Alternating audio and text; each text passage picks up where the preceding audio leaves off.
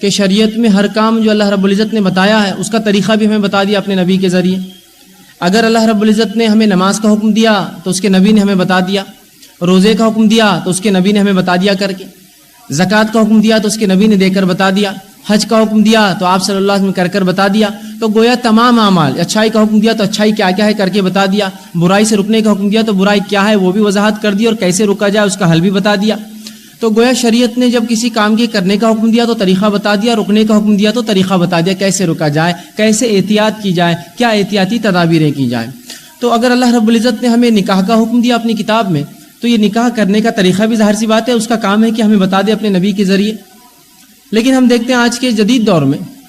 جہاں تک نکاح کا معاملہ ہے, اس معاملے میں ہم دیکھتے ہیں کہ ایسا لگتا ہے کہ شریعت نے ہم کو چھوڑ دیا, چھوٹ دے دی, جو کرنا ہے وہ کر لو, یہ کی موقع ہے تمہارے لیے جو کرنا ہے منمانی کرنے کا. باقی تمام چیز میں نماز کا طریقہ ہے, روزہ ہے, زکوٰۃ ہے, جیسا ہم برابر کرتے ہیں. لیکن نکاح جب آتا ہے تو ہم دیکھتے ہیں اس میں بہت زیادہ جو ہے برائیاں ہوتی ہیں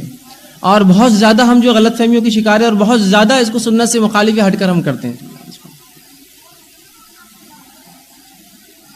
اور بہرحال ایسا لگتا ہے کبھی کبھار حالات کو دیکھتے ہوئے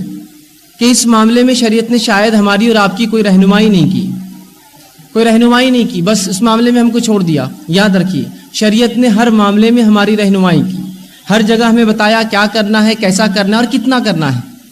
کون سا عمل قابل قبول ہے, کون سا عمل قبول نہیں ہوگا, کوئی عمل قابل قبول ہے تو کس حد تک, کس درجے تک, کس طریقے سے کیسے کیا جائے بتا دیا. تو کیا نکاح جیسا عمل جس کے تعلق سے نبی اکرم صلی اللہ علیہ وسلم نے اس کو آدھا ایمان, دین کا آدھا حصہ کہا, تو کیا یہ نکاح کا طریقہ ہمیں نہیں بتایا ہوگا؟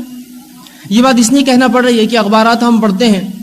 اور جو ہے خبریں ہمارے سامنے آ رہی ہے کہ کچھ لوگ ہیں جو خودکشی کر لے رہے ہیں, عورتیں لڑکیوں کے تعلق سے آتا خودکشی کر لے رہی, بھاگ کر نکاح کر لے رہی اور فلاں پتہ نہیں کیا کیا باتیں. ان تمام کا سبب یہ ہے کہ نکاح چونکہ ان کا نہیں ہو رہا, تو نکاح جو جائز چیز ہے, جو اللہ رب العزت نے کچھ باتیں ہماری فطرت میں رکھی ہے, ان فطری تقاضوں کو حاصل کرنے کے لیے غیر فطری طور سے ہم جو عمل کر رہے ہیں.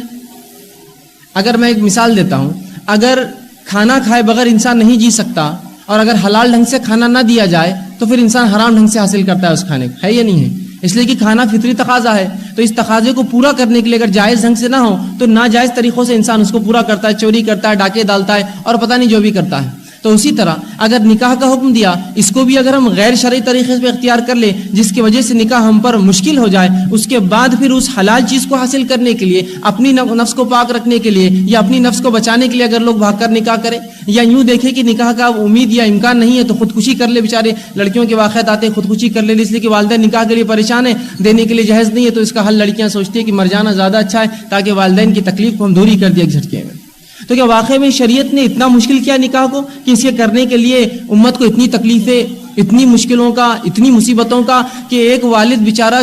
جس کو 1 یا 2 یا 3 لڑکیاں ہوں تو پوری زندگی سے لے کر صرف اس لیے کماتا ہے کہ ان کا نکاح کروں. سبحان اللہ.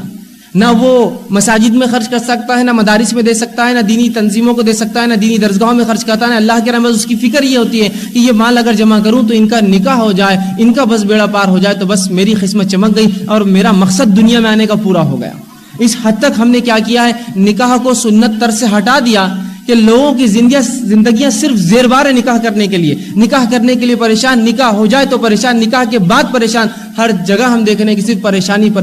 حتیٰ کہ ایک انسان جو ہے اپنی زندگی میں ہم دیکھتے ہیں سب کچھ کما کر صرف نکاح پہ لٹا رہا ہے. کچھ کو جس کو اللہ نے دیا ہے تو وہ اس کو طریقہ خرچ سمجھتے, یہی طریقہ اللہ نے خرچ کرنے کا دیا, اور جن کو نہیں دیا ہے بیچارے وہ لوگ, ان لوگوں کی ڈیمانڈ اگر ان کے پاس لڑکیاں پورا کرنے کے لیے وہ تمام چیزیں خرچ کر رہے ہیں جو وہ سمجھتے ہیں کہ یہ خرچ کرنے کے بغیر بیچاری ان لڑکیوں کا نکاح نہیں ہوگا. اور واقعتاً حالات اس طرح سے ہے کہ اس کے بغیر معاملات نہیں ہو رہے ہیں, چاہے روپیے پیسے کا معاملہ ہو, جہیز لوگ مانگتے ہیں یا لڑکے والے جہیز مانگتے ہیں یا چاہتے ہیں کہ کچھ جو ہے لڑکی سے مطالبہ کرے کہ شادی ہوگی تو کچھ ہم لیں گے,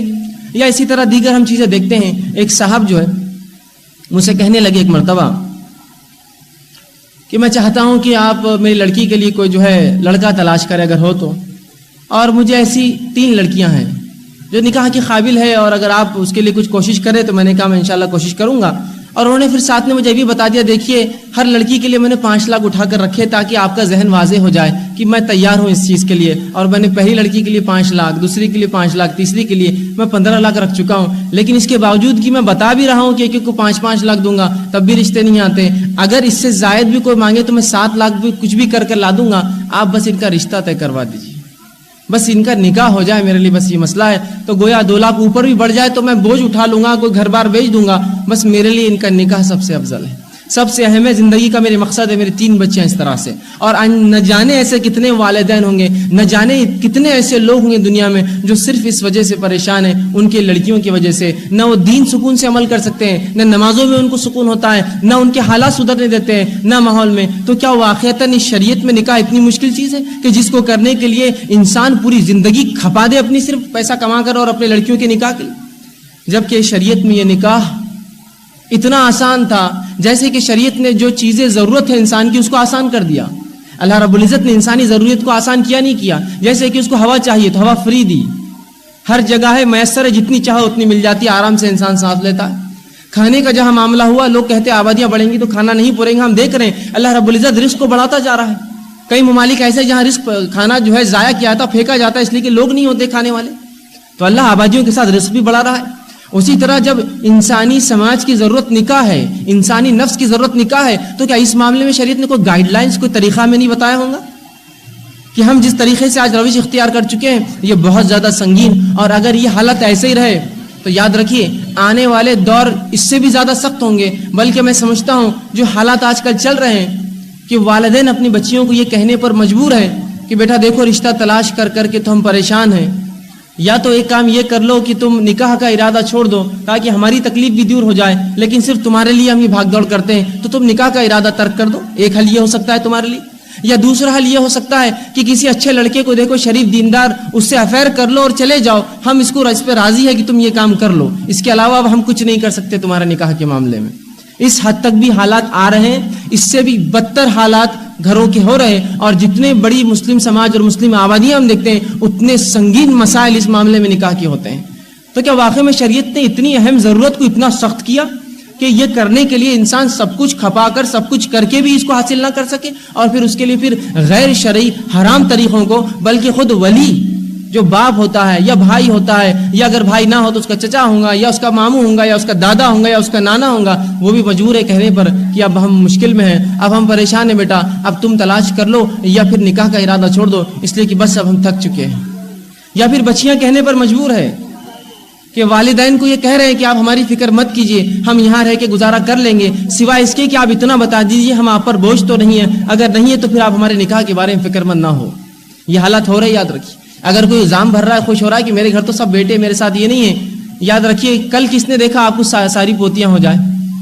تب ان بیٹوں کے سامنے وہ حالات آئیں گے، تو یاد رکھیے کوئی مستثنا نہیں ہے اس سے، سائیکل ہے یہ، ایک جو ہے بالکل ایک گھیرا ہے، ایک کے بعد ایک سب آ کر کھڑے ہوں گے اس چکر میں، آج اس کا باپ کھڑا ہے، کل میں کھڑا ہوں گا، کل میرا بیٹا کھڑا ہوں گا، اور تمام ہم آ کے اس پوزیشن، اس مقام پر ضرور آئیں گے جہاں یہ پرابلم، یہ پریشانی ہم سب کو آئیں گی۔ تو کیا شریعت نے اس معاملے میں رہنمائی نہیں کی؟ اسی کے تحت ان واقعات کو دیکھتے ہوئے، ان حالات کو دیکھتے ہوئے ہم نے یہ سوچا کہ نکاح سنت کیسے ہوتا ہے، سنت نکاح ہے کیا، اس میں کیا چیزیں فرائض ہیں، کیا واجبات ہے، کیا کرنا ہے، کیا مستحب ہے، اور بقیہ جو کیا جا رہا ہے اس میں کیا غلط ہے، کچھ باتیں آپ کے سامنے رکھ دیں